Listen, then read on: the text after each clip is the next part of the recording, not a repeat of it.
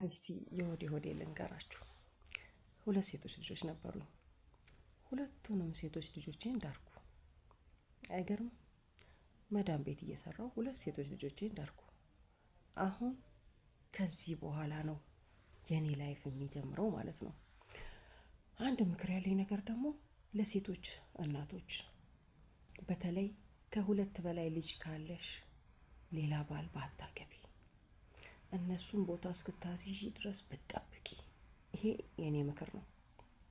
ለመሰለሽ ሁለት ልጆች ካሉሽ የነኛ ልጆች ህይወታቸው ሉዝ እየሆነ አንቺ ሌላ ልጅ ትወልጃለሽ፣ ሌላ ባል አግብተሽ። ያ ነገር ደግሞ ጥሩ፣ ያ ነገር በጣም ብዙ ነገር እነኛ ሁለት እዚህ ምድር ያመጣሻቸውን ልጆች ህይወት በጣም ያሰናክላል። በጣም ህይወታቸውን ያበላሻል። አያድጉም። አይምሯቸው የተበላሸ ሆኖ ነው የሚያድጉት። ምናቸው ሁሉ ነገራቸው ምስቅልቅልቅልቅል፣ ህይወታቸው የተመሰቃቀለ ነው የሚሆነው። ግን እነሱን ቦታ ካስያሽ በኋላ አንቺ ሌላ ህይወት ብትጀምሪ ችግር የለውም። ጊዜ ያልፈኛል፣ ይለፍሻ፣ ችግር የለውም። ይለፍሽ፣ ምን ችግር አለው ቢያልፍሽ? በዚህ ብለሽ በዚህ ምክንያት አድርገሽ የእነሱን ህይወት ከምታበላሽ አንቺ ጊዜ ይለፍሽ። ሴክስ ማለት እንጀራ አይደለም፣ ውሃ አይደለም፣ ልብስ አይደለም፣ ምንም ገበና አይደለም።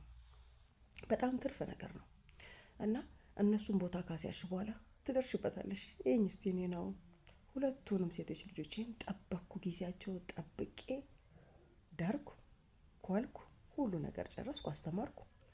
አሁን ግን መብቴ ነው።